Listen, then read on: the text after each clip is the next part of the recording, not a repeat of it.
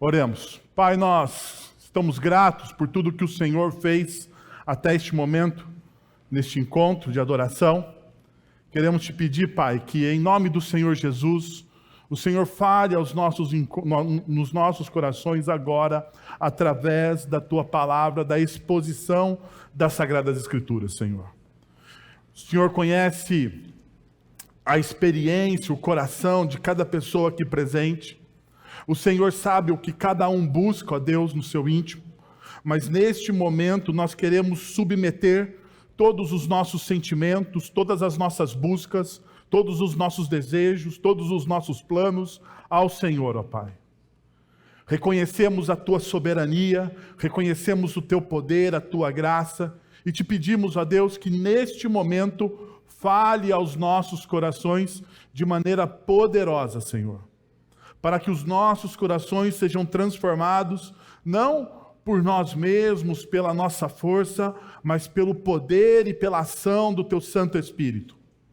É isso que nós oramos, no nome santo de Jesus. Amém.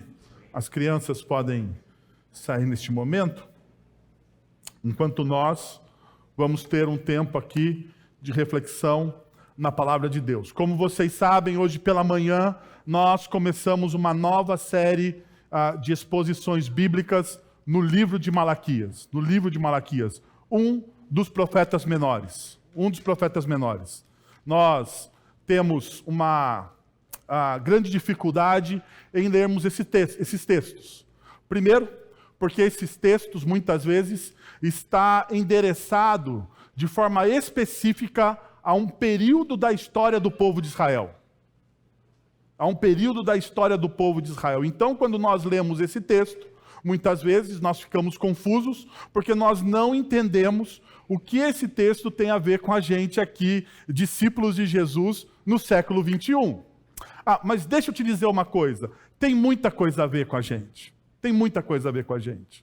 Por exemplo, o texto de Malaquias é um texto onde Deus fala ao seu povo em um processo político-social. Veja só, em um momento político-social diferente. Por quê? Porque esse texto está escrito após a terceira reforma, quando o povo sai do exílio da Babilônia, volta para Israel, volta a Jerusalém, e daí esse é o terceiro momento após a reforma de Neemias. E naquele momento havia uma transição político-social. Hoje, em Sorocaba, você, cidadão de bem, foi a uma das sessões eleitorais da nossa cidade votar naquele que você acha que deve ser o nosso prefeito nos próximos 4 anos. E nos nossos vereadores. Isso é uma transição político-social. Dependendo de quem ganhar, independente da sua preferência, dependente do que acontecer, algo mudará na cidade. Então, como nós vamos viver? De que forma discípulos de Cristo Jesus, em pleno século 21, podem viver? E quando Malaquias olha para a realidade do povo dele, naquele momento histórico, assim como o nosso, de transição social, político-social, ele começa a estabelecer pilares para que aquele povo fizesse diferença e transformasse a sua sociedade.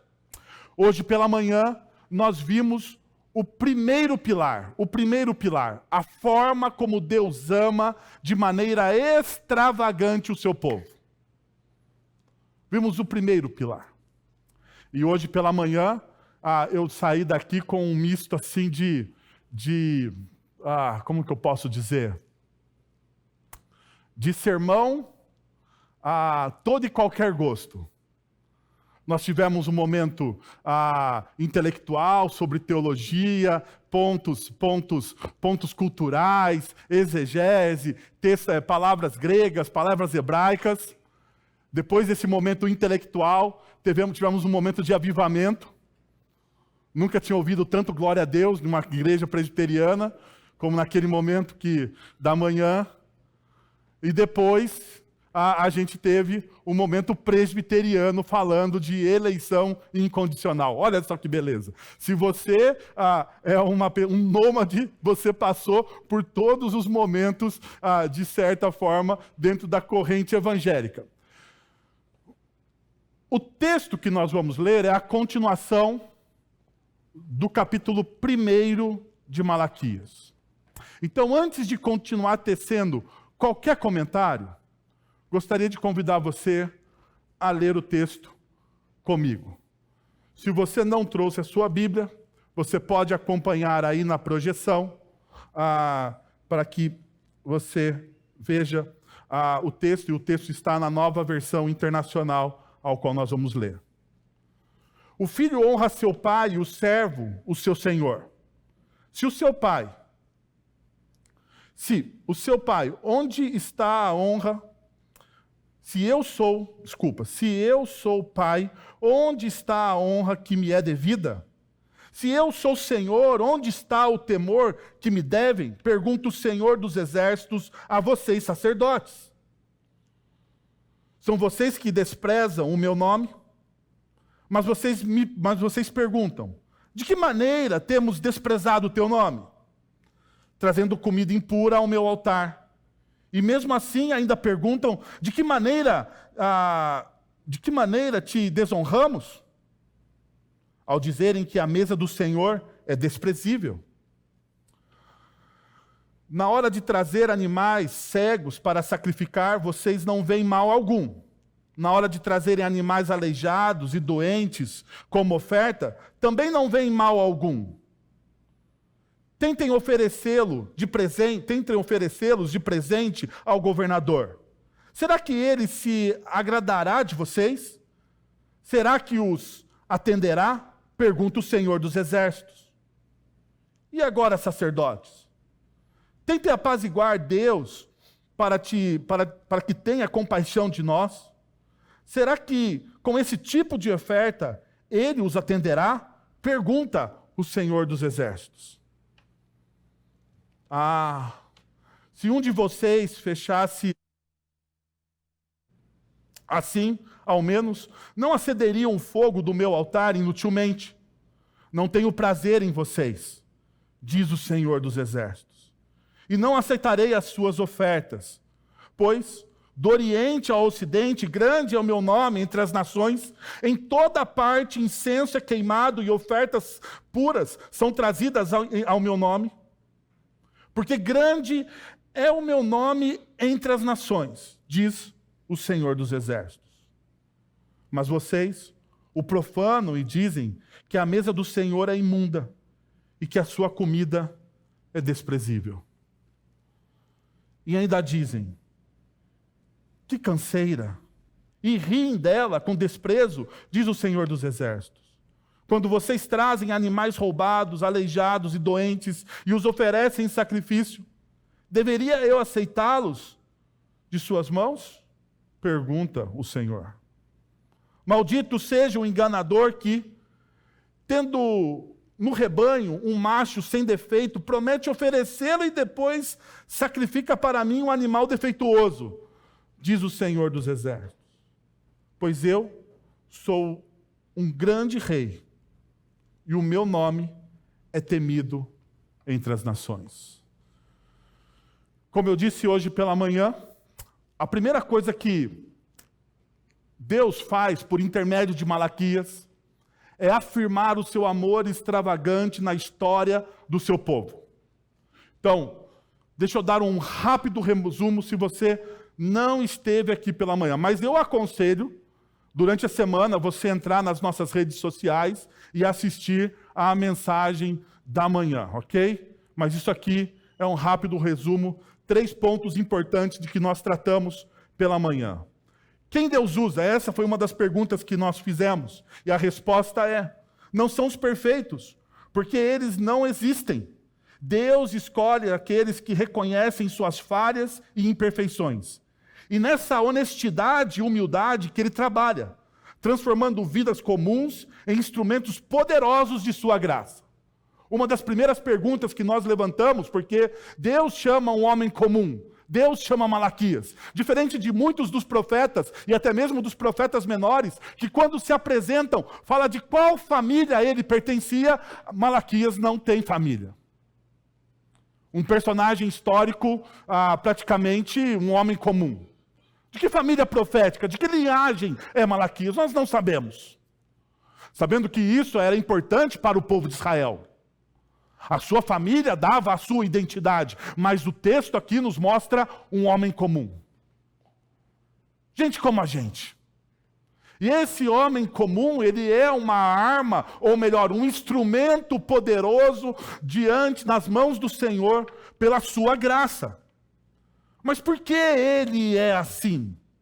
Porque ele reconhece as suas falhas e as suas imperfeições. É nessa honestidade e humildade que Deus trabalha. Uma outra realidade que nós abordamos pela manhã é que antes de nos pedir qualquer coisa, Deus nos deu tudo. Sua graça sempre vem antes de suas exigências. Porque Ele nos ama primeiro e nos convida a confiar nesse amor. Olhamos para a história, então, de Israel como um todo. Apesar de nós estarmos olhando especificamente para o texto de Malaquias, esse texto evoca outros acontecimentos da história de Israel, por exemplo, quanto o êxodo do povo de Deus, do Egito. E naquele momento nós percebemos que Deus ele derrama graça, misericórdia, amor sobre o seu povo, liberta, protege o seu povo das 10 pragas, liberta o seu povo de Faraó com um exército poderoso, faz com que o seu povo atravesse o mar. E depois de tudo isso, depois de toda essa experiência graciosa de Deus, somente depois de tudo, quando o povo já está liberto, Deus, então, entrega as tábuas da lei a Moisés. Perceba, o nosso Deus é um Deus gracioso. A graça sempre vem antes das exigências. E por que isso? Por que a graça sempre vem antes das exigências? Porque nós não teríamos, se as exigências viessem antes da graça, nós teríamos, então, uma moeda de barganha com Deus. Nós teríamos uma moeda de barganha com Deus. Nós poderíamos dizer, Senhor, já que eu cumpro as minhas tarefinhas aqui com o Senhor, já que eu não falto no domingo na igreja, já que eu vou na escola dominical, participo de um grupo pequeno, leio a sua palavra todo dia, faço as minhas orações, então o Senhor tem a obrigação de me atender. Mas quando a graça vem antes das exigências, nós somos refém desse Deus gracioso. Ele nos amou primeiro. Ele nos atraiu pela sua cruz. Foi Ele que nos colocou em um beco sem saída. Foi Ele que não nos deu opção para que nós então nos rendêssemos a Ele. É assim que Deus trabalha nas nossas vidas. Ele sempre oferece a nós graça antes das exigências. Uma terceira realidade que nós trabalhamos nessa manhã foi que o escândalo da graça é exatamente esse. Deus oferece seu amor incondicional àqueles que nada fizeram para merecê-lo. Uma continuidade do ponto número 2. A graça é escandalosa por quê? Porque Deus não coloca condições nenhuma para nos amar. O amor dele é incondicional. Incondicional. Eu sei que na nossa cabeça isso é difícil. Porque na nossa cabeça, homens e mulheres do século 21, em uma cultura meritocrata, para sermos amados, nós precisamos merecer. Para sermos amados, nós precisamos ser extraordinários. Olha, parece até uma palestra coach agora, né? Podia ser uma palestra coach. Para ser amado, seja extraordinário. Será que venderia algum livro? Para ser amado, seja extraordinário? Podemos pensar nisso, né? Vamos fazer um corte aí, gravar e ganhar alguns likes. O fato é que A graça incondicional não te leva a ser extraordinário. Pelo contrário. Deus, ele não ama as suas virtudes. Deus não te ama por causa das suas virtudes. Deus te acolhe nos teus defeitos. Deus te acolhe nas suas falhas, nos seus problemas, nos seus vícios. Esse é o amor incondicional. O amor incondicional não coloca condição para que o amor aconteça. Ele simplesmente ama. E ele não espera absolutamente nada de nós. Nada. Ele simplesmente escolheu amar você. Em Cristo Jesus, Deus simplesmente escolheu amar você. Por isso que eu disse para vocês que você então se torna um refém dele. Um refém dessa graça. Porque o que você pode oferecer a ele? O que você pode entregar a Deus que ele já não tenha? Que já não seja dele? Você pode entregar o seu coração, mas ele é o seu dono. Mesmo que você não o reconheça, mesmo que você ande de maneira rebelde ou displicente em relação a ele, ele assim é seu dono, ele assim é seu Senhor, porque ele é o Senhor de toda a história.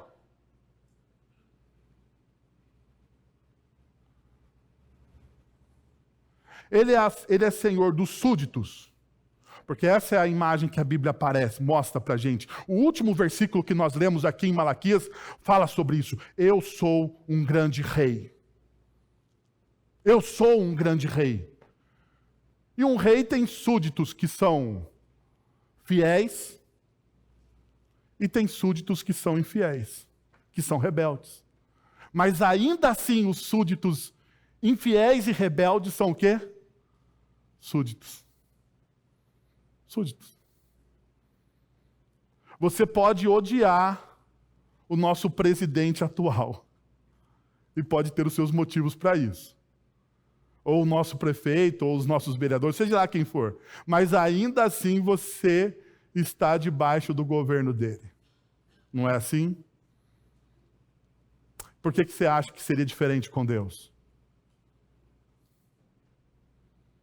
Você pode ser indiferente a Deus. A pessoa que caminha com você pode ser indiferente a Deus, mas ainda assim, essa pessoa está debaixo do governo de Deus. Mas uma coisa, então, surge a partir da reflexão, ou melhor, um ponto surge a partir da reflexão de hoje pela manhã.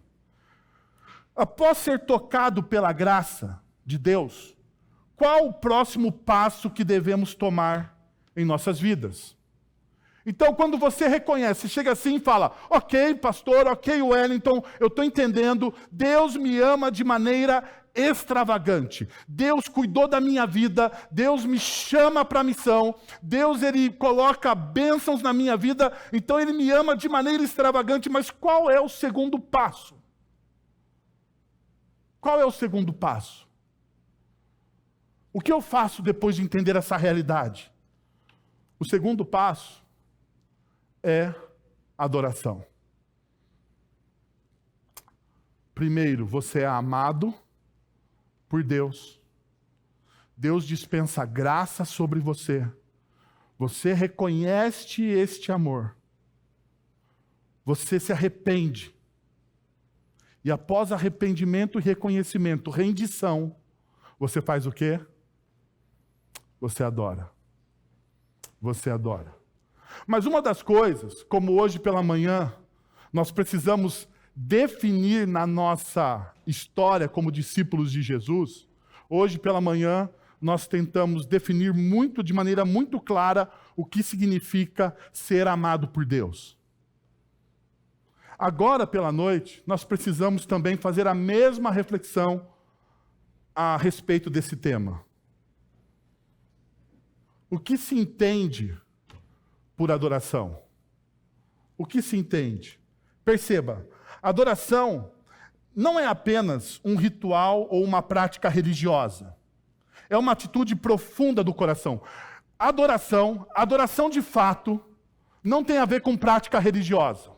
Adoração de fato e de verdade não é um ritual que você participa. Se você veio aqui com a intenção de participar de um ritual para estar quite com Deus, deixa eu te dar o primeiro alerta desta noite. Isso que você está fazendo hoje aqui não é adoração. Se você está aqui hoje, mas com o seu coração distraído, se você está aqui me ouvindo agora, neste momento, e pensando na pizza depois do culto, dificilmente você vai estar adorando. Nós vamos ver isso já já. Então, pare de pensar agora na pizza após o culto. Pare.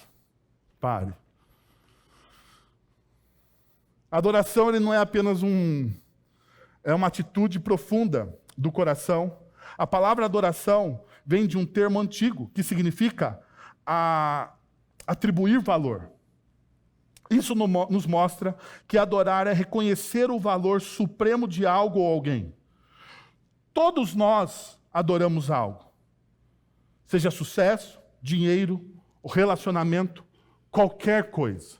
A verdadeira pergunta é: o que ocupa o lugar central em nossas vidas? Recebendo nossa maior devoção. O que nós estamos proclamando como nosso maior valor? Todos nós, como diz James K. Smith, somos adoradores de algo. Calvino vai dizer que o nosso coração é uma fábrica de ídolos. Constantemente nós estamos adorando. Então a pergunta é válida.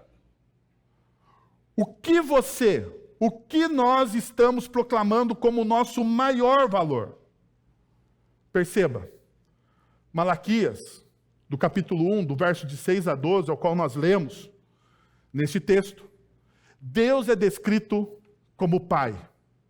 E ele começa falando como Pai. Essa é a imagem que ele evoca. Ele era o pai de Israel. Por quê? Porque ele os resgatou, ele os comprou.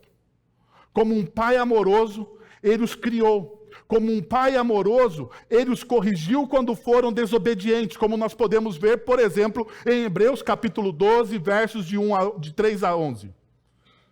Deus é chamado, então, de Pai Celestial. Agora perceba, no quarto mandamento, ele ordena: honra o teu pai e tua mãe. Honra o teu pai e tua mãe. Porque o quarto mandamento de honra o teu pai e tua mãe é um treino para o nosso coração. Para o nosso coração. Perceba, se eu, enquanto discípulo de Jesus, consigo honrar o meu pai e minha mãe, ao qual eu vejo, eu vou também, então, honrar a Deus aquele que eu não vejo. Porque se eu sou fiel nas pequenas coisas, eu serei fiel nas grandes. O treino, o mandamento, é um treino. Portanto, faz sentido que Deus, como Pai espiritual e Pai real de todos nós, como nosso Senhor e Salvador, mereça receber a nossa honra e a nossa obediência. Perceba, no entanto, Israel não o obedeceu como um filho deve obedecer ao pai. Não obedeceu. Primeiro, eles não o honraram. O termo honra vem do hebraico kabod, que também pode ser traduzido como glória. Israel não deu glória a Deus, não o respeitou. E a pergunta aqui, então, passa a ser evocada para nós também. Nós, em nossas vidas, damos glória a Deus por aquilo que nós somos? Porque se você restringe a sua adoração a este momento de culto, se você restringe a sua adoração ao seu tempo de devoção, se você tem esse tempo de devoção, meu irmão e minha irmã, você está falhando. Você está longe da verdade. Porque nós somos convidados a glorificar a Deus com as nossas vidas. Deus, então, apresenta uma segunda acusação. Israel não o teme. Israel não glorifica Israel também não o teme. Mas essa palavra temor aqui significa respeito. Não é ter medo simplesmente. Eu posso ter medo de muitas coisas, mas necessariamente eu não tenho respeito por aquilo. Eu posso ter medo de um homem armado, mas não significa que eu o respeite. Eu só tenho medo. Da mesma forma, pode ser com Deus, no seu relacionamento. Você pode ter medo de Deus, mas você pode não respeitá-lo. Esse respeito que Deus requer de nós significa uma reverência profunda a um Deus santo, uma santa expectativa daquilo que Ele está construindo nas nossas vidas. O que Deus então está dizendo, ou o que Malaquias, através de Deus, está nos dizendo com esse texto, Ele está dizendo: vocês não me honram, vocês não me respeitam. O texto deixa claro que os sacerdotes eram os culpados. Se você perceber, o texto que nós lemos, Malaquias capítulo 1, de 6 a 14, ele fala diretamente aos sacerdotes. E aqui então, você precisa tomar cuidado. Por quê? Porque você pode excluir a sua responsabilidade neste momento. Porque você vai falar assim: esse texto aí é para os pastores. Se a igreja está ruim, se nós não estamos indo de bem, a culpa é do pastor. E talvez seja mais culpa do pastor Guilherme do que deste pastor. No entanto, calma aí, cara pálida, porque eu tenho uma má notícia para você. Nós precisamos nos perguntar: quem são os sacerdotes hoje? Quem são os sacerdotes hoje? E daí, quando você lê as Sagradas Escrituras, você vai perceber que os sacerdotes hoje não são só os homens que trabalham em uma comunidade cristã. Isso foi estendido a todos, principalmente nós reformados. A nossa doutrina reformada fala sobre o sacerdócio universal de todos os crentes. Todos nós somos sacerdotes.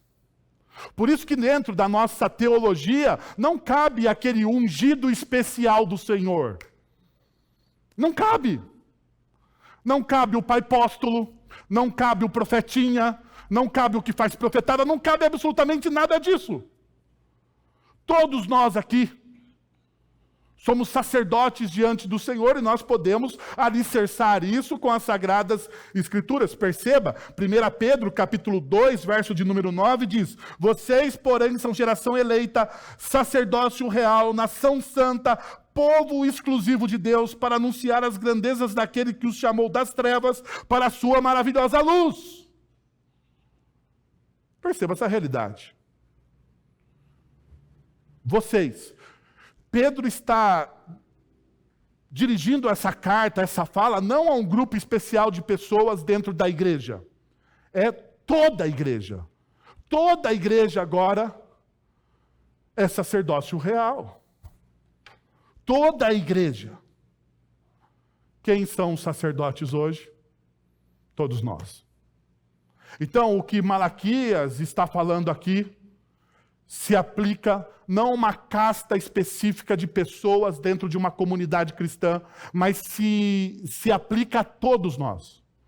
Tanto é verdade que o apóstolo Paulo, em Romanos capítulo 12, verso número 1, diz: portanto, irmãos, rogo-lhes pelas misericórdias de Deus, que se ofereçam em sacrifício vivo, santo e agradável a Deus, que é o culto racional de vocês. Não sei se você sabe, mas a única pessoa que pode oferecer algo a Deus no Antigo Testamento era o sacerdote. Mas ninguém poderia oferecer algo a Deus.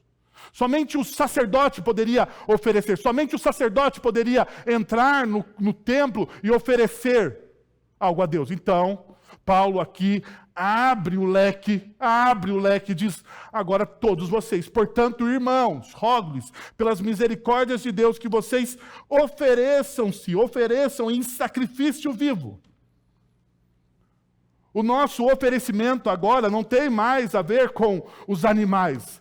Nós nos oferecemos a Deus, porque afinal de contas, Cristo Jesus na cruz do Calvário acabou com o trabalho do templo. Agora o que nós precisamos nos oferecer, se oferecer, é o nosso próprio coração. É diante dessa teologia que nós precisamos olhar os princípios de adoração que o texto coloca. Eu e você somos sacerdotes. Esse texto tem a ver com a minha vida, tem a ver com a sua vida. Em um momento de culto como esse, também, mas não somente. Em um momento de culto como este, mas não somente neste momento de culto. Perceba, primeiro princípio. Oferecer algo inadequado a Deus é pecado. Ele merece o melhor de nós em nossa adoração. Oferecer algo inadequado a Deus é pecado. Oferecer algo de maneira inadequada a Deus é pecado. Perceba o que o texto de Malaquias diz. Verso de número 8. Na hora de trazerem animais cegos para sacrificar, vocês não veem mal algum. Na hora de trazerem animais aleijados e doentes como oferta, também não veem mal algum. Tentem oferecê-los de presente ao governador. Será que ele se agradará de vocês? Será que os atenderá? Pergunta o Senhor dos Exércitos. Deixa eu te colocar a par da cultura do texto, porque muitas vezes nós, discípulos de Jesus, no século 21, olhamos para esse, mas o que ele está falando? Então deixa eu te dizer uma coisa, toda vez que você fosse a uma autoridade daquele primeiro século, ou melhor, 553 a.C., ou seja, 553 a.C., não no primeiro século. Não no primeiro século. Se você chegasse naquele tempo, fosse falar com uma autoridade e não levasse nenhum presente a essa autoridade, você não era recebido. Isso ainda perdura até hoje, entre autoridades. Quando um presidente de um país vai a outro país, ele leva o quê? Um presentinho. Na nossa política, presentes dão problema. Sabem disso, né? Por isso. Isso vem daqui, desse tempo, já muito antigo. Mas perceba uma realidade que o texto me mostra e que você precisa estar atento. Olha o que Deus diz. Tentem oferecê-los de presente ao governador. Será que ele se agradará de vocês? Oferecer o quê? O que foi colocado acima.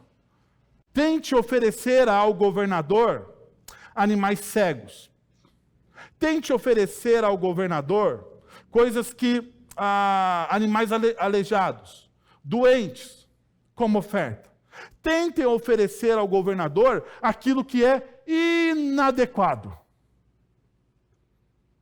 Será que ele vai se agradar de você?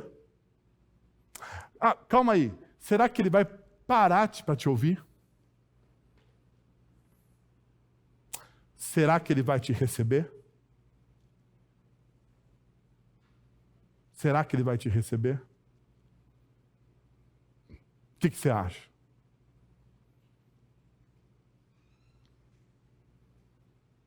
Você já recebeu na sua vida um presente ruim? Ruim. Eu já recebi na minha vida presente ruim.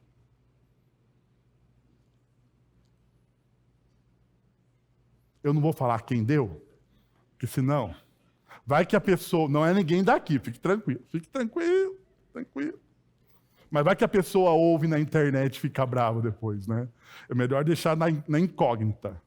Na incógnita. Mas uma das coisas de você receber presente ruim é você passar raiva depois, não é verdade? é você passar a raiva depois. Você fala assim, mas eu não posso nem devolver esse negócio. Não posso nem devolver. E eu não posso dar para outra pessoa. Não posso, porque se é ruim para mim, vai ser ruim para outra pessoa. Então eu não vou dar.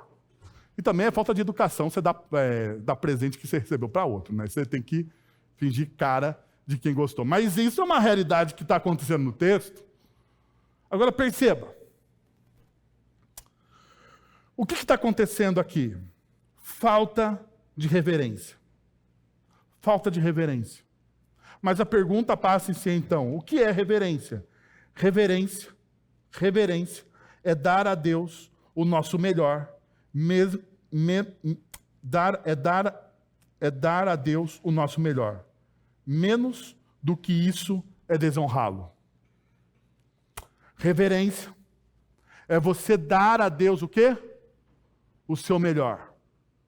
O seu melhor. E o seu melhor não tem a ver com algo perfeito. E aqui eu quero fazer uma distinção para não criar peso em você. Peso. O seu melhor não significa perfeição. O seu melhor significa o quê? Aquilo que você pode fazer de melhor. Com aquilo que você tem em suas mãos. Com aquilo que Ele já te deu. Com aquilo que você possui. Aquilo que você já tem, você pega aquilo que você já tem e oferece a Ele, porque esse é o seu melhor. Nem a mais e nem a menos. Ofereça o seu melhor. Quando você não oferece o seu melhor a Deus, perceba, você desonra. Isso que muitas vezes nós fazemos, de oferecer a homens coisas melhores do que oferecemos a Deus, isso demonstra uma inversão de prioridade e revela onde realmente está o seu coração. Veja, eu sei, esse discurso é duro hoje. No entanto, quero alertar você.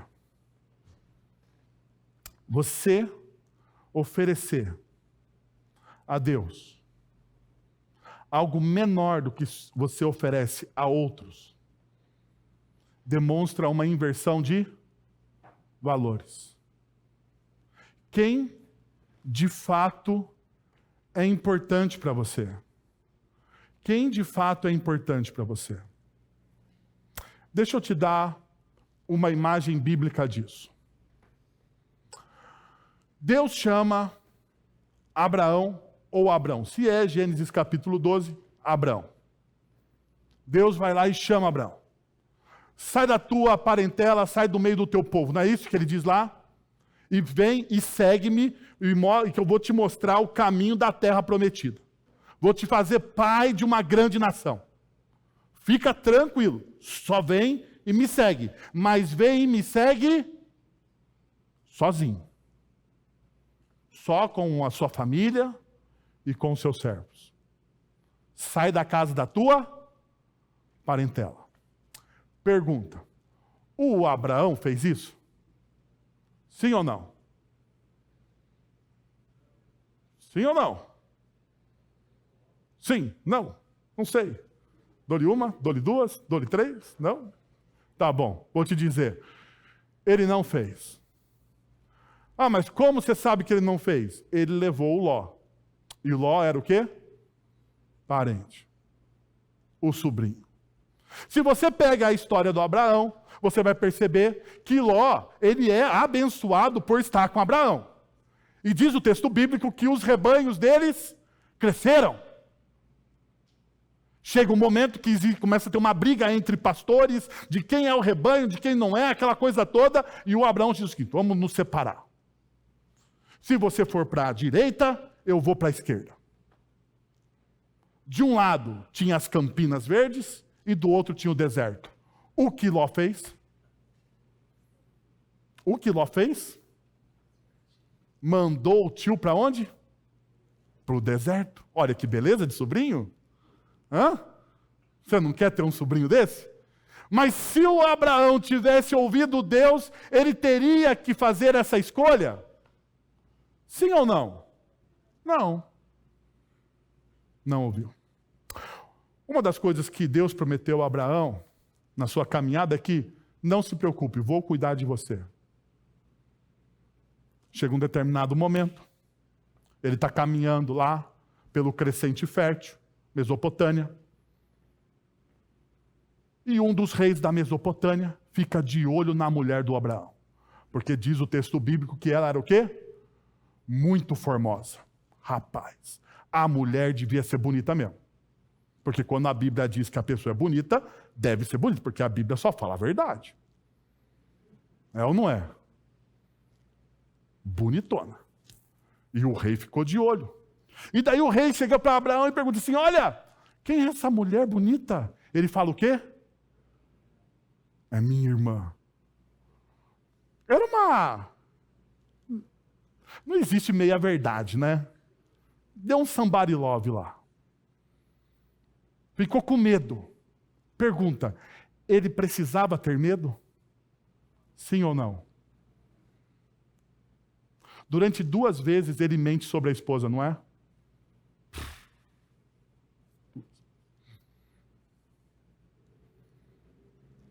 Deixa eu te perguntar.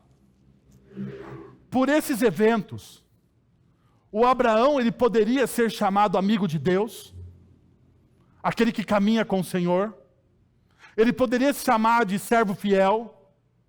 Ele poderia ser alguém que você fala para esse cara tem fé? Eu acho que não. O que caracteriza o Abraão como aquele que caminha com Deus? O último fato da sua vida, mas antes do último fato, tem uma coisa importante. Deus tinha prometido a Abraão que ele seria pai de uma grande nação. Mas ele tinha que esperar o tempo de Deus. Certo? E o tempo de Deus não é o nosso tempo. O tempo de Deus, às vezes, para nós, demora. Demora. E estava demorando. E daí, não sei porquê, o Abraão deu ouvidos a quem? A quem? Vamos, mulheres, a quem ele deu ouvidos? A esposa. Vamos fazer um bem bolado aqui, Abraão? Vou te dar a minha escrava? E você faz um filho nela? E depois ela vai parir em cima do meu colo? E o seu filho será meu? Pergunta, deu certo? De novo, Abraão confiou de que Deus estava cuidando dele? Sim ou não? Não. Quanto tempo leva para alguém aprender a amar a Deus? Sabe me dizer? Eu acho que a vida toda. Vou te dizer por quê. Abraão já na velhice, tem o seu filho crescendo, filho da promessa, olha que beleza. O Isaac veio. Depois de toda essa presepada, ele veio. Em determinado dia, estavam lá, jogando um futebol, brincando de pai e filho, jogando squeeze. Nunca jogou squeeze com o seu filho? É o disquinho lá, você joga.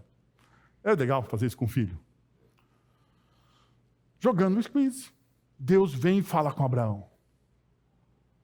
Abraão, seguinte. Quero teu filho. Quero teu filho.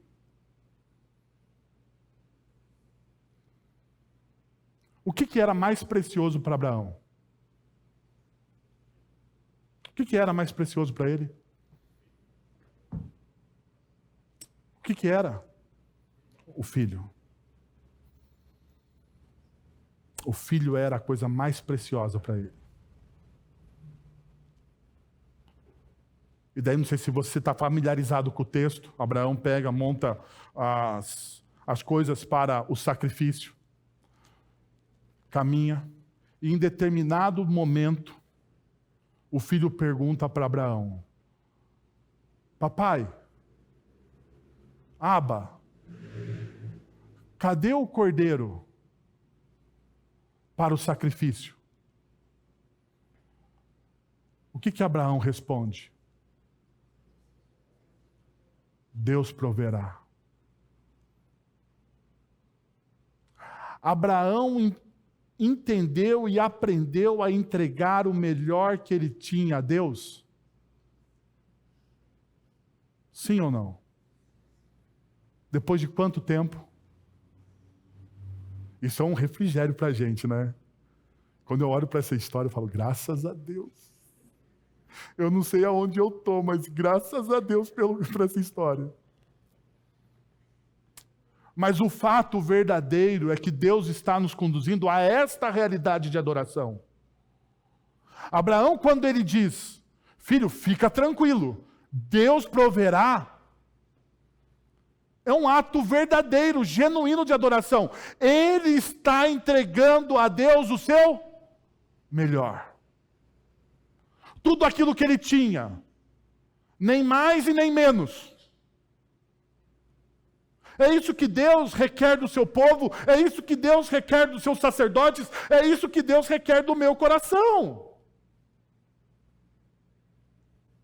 Porque perceba, porque Deus avalia o coração antes de aceitar a oferta, pois seu valor depende da intenção de quem a oferece. O valor da oferta não está no valor monetário ou grandioso daquela oferta. O valor da oferta está onde? No coração da pessoa. Deixa eu te trazer mais uma imagem. Nós acabamos de estudar o texto de Marcos. E no texto do Evangelho de Marcos tem uma visão daquele que oferta o melhor para Deus, que é a viúva pobre. Aquela mulher pobre, ela vai no templo oferecer o quê? Quantas moedas? 2 pequenas moedas, que não valem um dia de um trabalhador. Não valem um dia de um trabalhador. Talvez era, ou talvez não, era a menor oferta daquele dia no templo. Mas perceba, a intenção do coração dá valor à oferta. A intenção do coração dá poder àquela oferta. O que Jesus diz a respeito daquela oferta? Vamos, meus irmãos. Não me deixem sozinho aqui neste momento. O que Jesus diz a respeito daquela oferta? Ela deu tudo o que tinha para viver. Ela entregou tudo. Ela deu mais do que as pessoas mais ricas, mais poderosas. Ela entregou. A pergunta é se você está disposto a viver diante de Deus nesse espírito de adoração.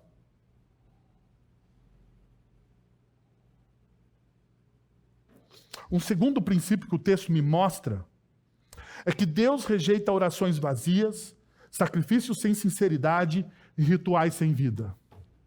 Deus rejeita. Deus rejeita. Perceba o que vai acontecer no texto de Malaquias. Verso de número 12. Mas vocês o profanaram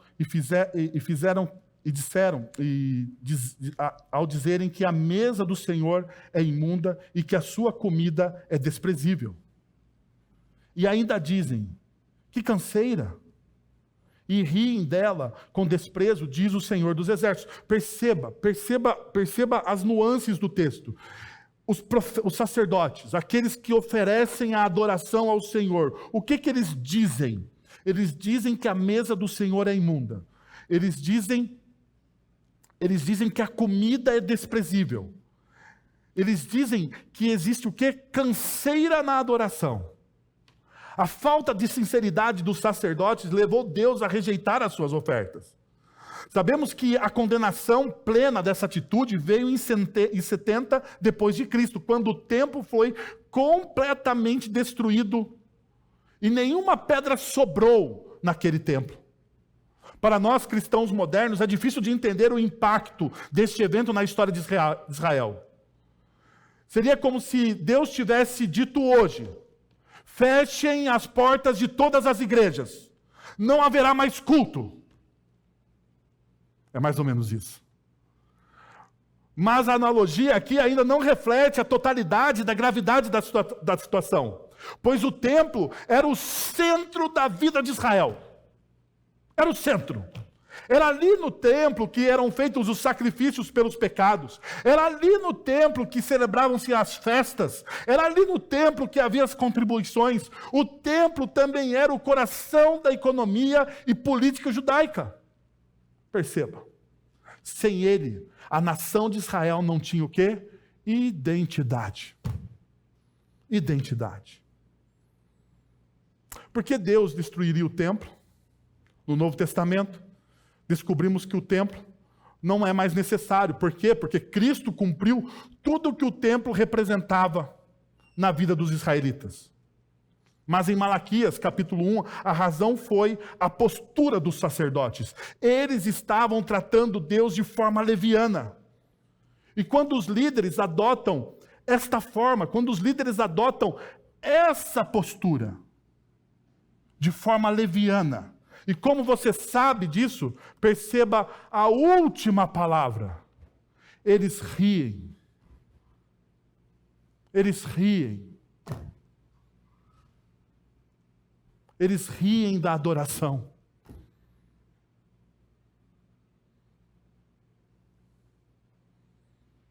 A falta de reverência total. Perceba, precisamos fazer uma pergunta. Quando isso acontece? Isso ocorre quando a nossa adoração se torna uma adoração superficial. Mas o que é, então, uma adoração superficial? O que seria essa adoração superficial? Deixa eu te dar três ideias sobre isso. Primeiro, tratar o sagrado como algo comum. Aqueles sacerdotes, no tempo de Malaquias, começaram a tratar as coisas sagradas como algo comum. Se você é leitor do Antigo Testamento, você sabe que cada coisa do templo era o quê? Era separado para uso exclusivo de Deus. Uso exclusivo de Deus. Nada daquilo que era usado exclusivamente para Deus não poderia ser usado para qualquer outra coisa. Tudo era de uso exclusivo de Deus. Aquilo era santificado. Bom, eles começaram a tratar aquilo que é sagrado de maneira comum. A pergunta, então, para nós hoje é como isso acontece? Como nós tratamos o sagrado hoje como algo comum? A resposta está na ideia que o apóstolo Paulo traz nas suas cartas aos Coríntios. Quem é templo do Espírito no Novo Testamento? Quem é templo do Espírito no Novo Testamento? Nós. Nós agora somos o templo do Espírito. Não é mais este lugar. Este lugar não é templo do Espírito. Este lugar pode ser vendido, pode se transformar numa lanchonete, pode se transformar numa boate, pode se transformar num restaurante, pode se transformar numa biblioteca, pode se transformar em qualquer outra coisa. E a nossa igreja pode ir para a praça da cidade e se reunir na praça da cidade. Aonde o Espírito Santo vai estar? Neste lugar ou com a igreja na praça da cidade? Com a igreja na praça da cidade. Por quê? Porque nós somos o templo do Espírito.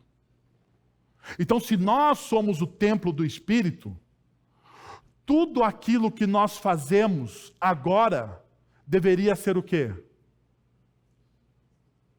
deveria ser o quê? Sagrado. Sagrado. Em que sentido, Wellington, sagrado? De que maneira sagrado? De que forma aquilo que eu faço no meu dia a dia se torna sagrado? Sim, a forma com que você ama a sua esposa é algo sagrado. A forma como você cria o seu filho se torna algo sagrado. A forma como você lida com o seu dinheiro é algo sagrado. A forma com que você administra o seu tempo é algo sagrado.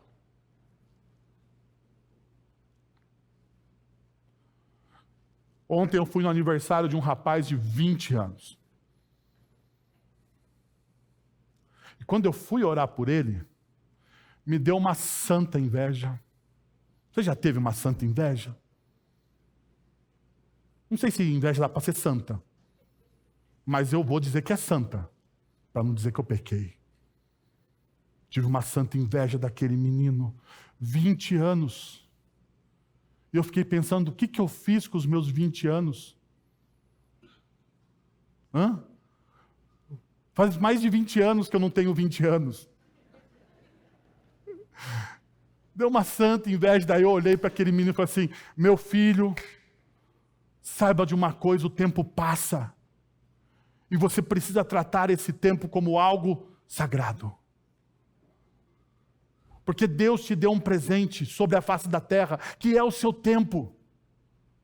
E você precisa usar esse tempo de alguma forma para glorificar a Deus. De alguma forma você precisa usar o seu tempo que é sagrado, que foi dado por Deus, separado por Deus, para você glorificá-lo de alguma forma. Nós não podemos mais tratar o sagrado como algo profano. Quer ver o que é sagrado, então? Deixa eu te dizer. A pessoa que está ao seu lado, ela é sagrada. Por quê? Porque ela é templo de quem? Porque o Espírito Santo de Deus habita nela. Se você não ama aquilo que Deus fez, você ama o seu Criador? Sim ou não? Deixa eu te perguntar de novo. E é sério agora. Porque a resposta é bíblica. Se você tem dificuldade de amar alguém, deixa eu te dizer uma coisa. Este alguém, por mais que pise no seu calo, por mais que você ache ele chatinho, por mais que você tenha resistência, deixa eu te dizer uma coisa, meu amado e minha amada. Essa pessoa é feita à imagem e semelhança do seu Criador. Sendo assim, essa pessoa é o quê? Vamos, gente, não tenha medo. Fale para você verbalizar. Verbalizar é importante. Verbalizar nos ensina. Verbalize. A pessoa é sagrada. Porque ela tem a imagem e semelhança do Criador. E se for crente, pior ainda. Porque se for crente, tem o Espírito Santo dentro dela. O Espírito Santo habita essa pessoa. Pergunta. Você pode amar o seu Criador sem amar a criatura? Sim ou não? Não. Porque o apóstolo João vai dizer o quê? Se você diz que ama a Deus e odeia o seu irmão, você é o quê? É o quê? Mentiroso. É isso que o apóstolo diz. Então, se você não consegue liberar perdão, se você não consegue amar, se você não consegue se afeiçoar, se você não consegue orar pelaquela pessoa, meu irmão, deixa eu te dizer uma coisa, você precisa rever a sua intimidade com Deus, a sua adoração.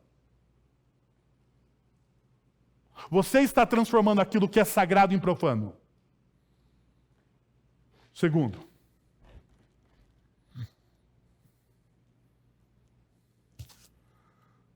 fadiga na adoração. ver a adoração como uma obrigação tediosa. Muitas vezes nós vemos a nossa adoração, o nosso desenvolver espiritual como algo tedioso. Cara, você precisa rever a sua adoração. Uma outra coisa, oferta sem valor. Dar a Deus o que não tem valor, demonstrando desrespeito. Dar a Deus aquilo que não tem valor. Aquilo que você não daria nem para você. Uma vez alguém chegou para mim, não foi nessa igreja, já vou dizer aqui, para ninguém ficar achando que foi aqui. Foi na primeira igreja presbiteriana de Nárnia. Ok? Alguém chegou para mim, pastor, tem uma doação para a igreja. Eu falei, que legal, tem uma doação para a igreja? Tenho, pastor. Tem uma geladeira para doar para a igreja. Eu falei, que legal, que bom. Estamos precisando mesmo de uma geladeira aqui na igreja. Só tem um problema, pastor. Eu falei, o quê? Está sem motor. Eu falei, o quê? Não, pastor, está sem motor, mas é um detalhe, né?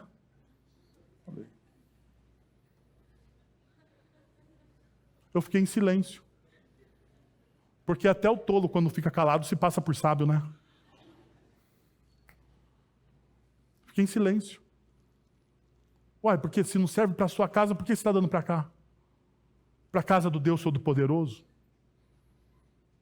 Para o trabalho do reino? Vamos usar a geladeira para quê? Sem motor? Para armário?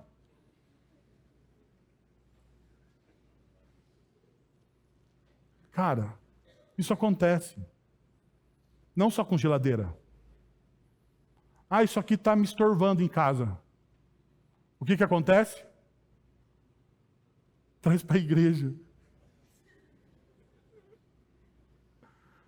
Meu amigo, se isso está te dando um problema na sua casa, deixa eu te falar, não traga para cá. Pelo amor de Deus, pelo amor de Jesus. Não traga. Não traga. Traga aquilo que seja bom. Que a gente use. Por exemplo, Gaúcho, não sei se vocês sabem, essa bateria aqui, quem doou foi o nosso irmão Gaúcho. Era um estorvo na casa dele. Aqui para nós é uma bênção. Faça esse tipo de doação. Ele falou, tenho bateria, mas não sei tocar? Eu falei, mas nós toca aqui, rapaz. Traga para cá. Agora, você que não gosta da bateria, sabe que o culpado é o Gaúcho. Você fale com ele depois do culto. Tá bom? Último princípio. A sua adoração reflete a visão que você tem a respeito de Deus. A sua adoração reflete a visão que você tem de Deus. Ao reconhecer quem Deus realmente é e o que Ele fez, a sua adoração será transformada. Perceba o que o texto vai nos mostrar. Maldito seja o enganador. Perceba que Deus, na pessoa de Malaquias, ele joga uma sentença aqui. Maldito seja aquele que é o enganador, o mentiroso, aquele que tenta ludibriar, aquele que vive de máscaras, porque essa é a ideia. Aquele que parece, mas não é. Maldito ele seja. Maldito aquele que me promete algo e não cumpre, porque é o que o texto está dizendo. É o que parece, mas não é. O que diz que faz, mas não faz. O que diz que ora, mas nunca ora. Maldito seja o enganador. Perceba. Por quê? Porque no final do texto, ele diz, pois eu sou o grande rei. O meu nome é temido entre as nações. Você acha que você pode enganar o grande rei?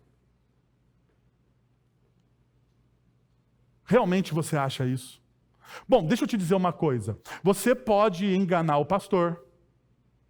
Você pode enganar a sua esposa. Você pode enganar os nossos presbíteros. Você pode enganar os seus amigos. Você pode enganar qualquer pessoa. Mas Deus conhece muito bem o seu coração. Deus conhece você, e não adianta você se fingir de de pessoa arrependida.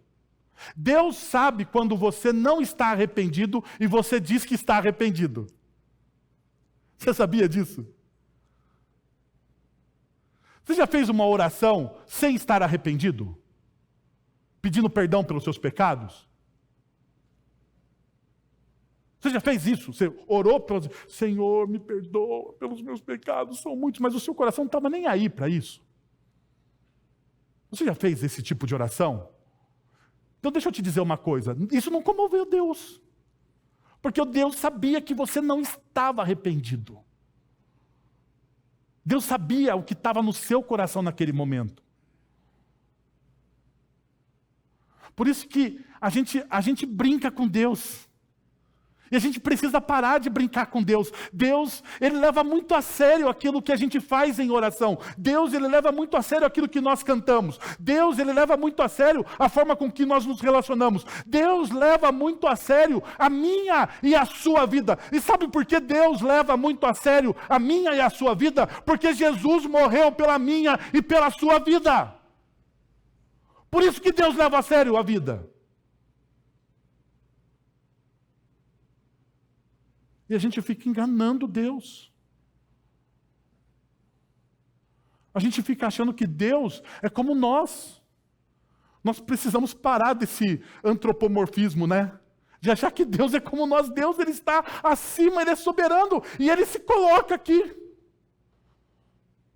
Ele fala, você está tentando me enganar, mas você não consegue. Você não consegue. Eu consigo sondar o seu coração. Eu sei quando você está mentindo. Eu sei exatamente tudo sobre você. Então, qual é a visão que você tem desse grande Deus? Isso vai afetar a sua adoração e a forma com que você vive. Se a sua visão a respeito desse Deus é um Deus bonachão que permite tudo, você não será transformado. Agora perceba, se a sua visão a respeito de Deus é essa, do final do versículo, pois eu sou um grande rei e o meu nome é temido sobre as nações. Essa é a visão que nós temos que ter do nosso Deus. Essa é a visão que eu e você precisamos carregar do nosso Deus. Ele é grande, Ele é poderoso. Isso mudaria a forma com que a gente adora. Isso mudaria a forma com que a gente ora. Se eu tenho uma visão de um Deus grande, que pode todas as coisas, que conhece todas as coisas, que sustenta todas as coisas, isso muda a forma como eu oro. Ou não muda? Muda a forma como eu oro, muda a forma como eu leio as Sagradas Escrituras. Muda a forma como eu vivo. Eu vivo.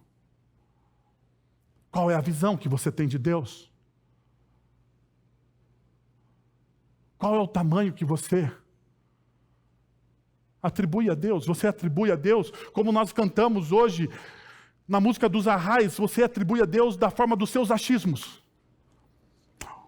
O Deus que você serve é o Deus dos seus achismos, então deixa eu te dizer, você adora um Deus que não é o Deus das Sagradas Escrituras. Hoje você precisa se curvar aos Deus das Sagradas Escrituras. Você precisa se curvar. Você precisa se render a Ele. Independente se você goste do que eu estou falando ou não, eu não estou nem aí se você gosta ou não. O problema é que você precisa se render a Ele. A Ele. À soberania dEle. À grandeza dEle. E experimentar a transformação dEle em você.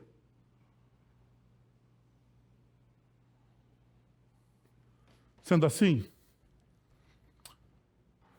deixa eu te dar um desafio. Abandonemos o cristianismo superficial. Basta de adoração vazio e serviço egoísta, feito para ganho pessoal. Devemos nos apresentar diante de Deus, que conhece cada intenção e coração. Abandone esse cristianismo superficial. Basta de uma adoração vazia. de um serviço egoísta que você só pensa em você. Em você.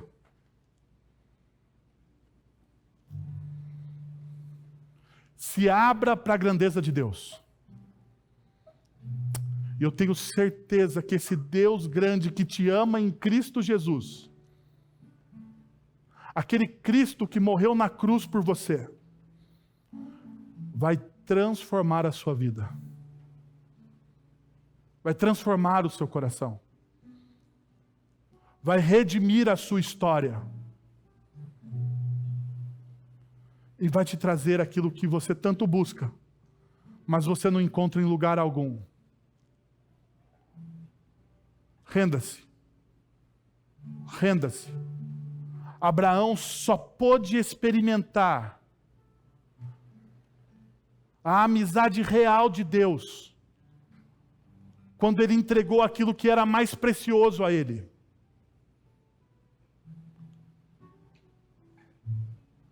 Que tal nessa noite você entregar a Deus aquilo que é mais precioso para você?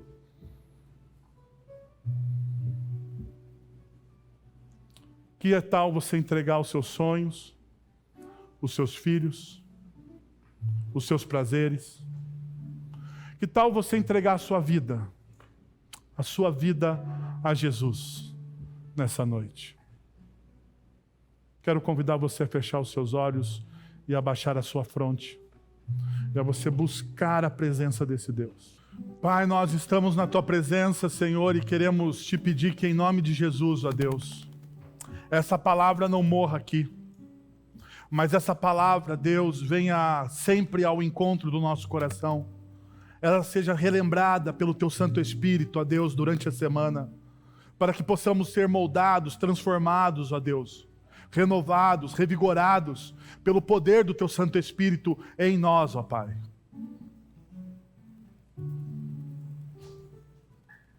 Quero Te pedir, ó Deus, que o Senhor termine a boa obra que o Senhor começou nas nossas vidas.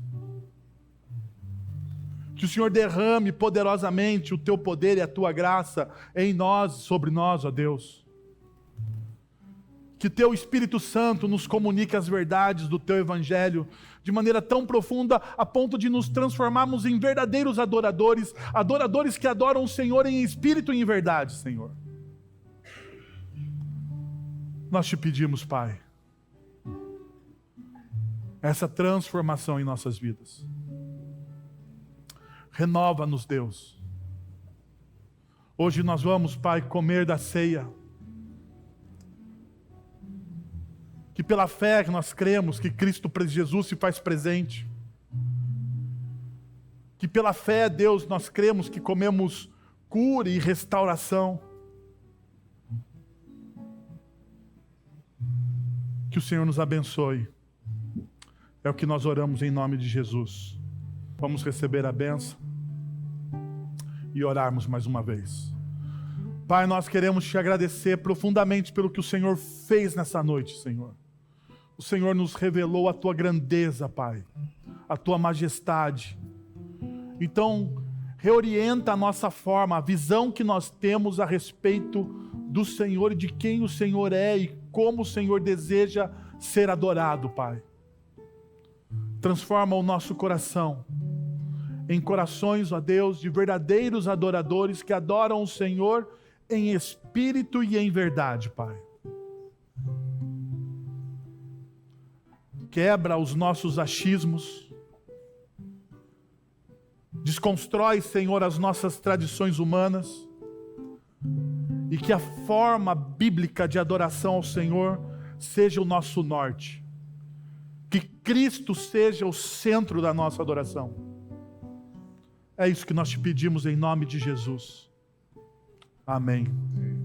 Agora, irmãos, que a graça de nosso Senhor e Salvador Jesus Cristo, o amor de nosso Deus e Pai, o conselho, o consolo, o poder e a ação do Santo Espírito de Deus estejam sobre vocês agora e pelos séculos dos séculos. Amém.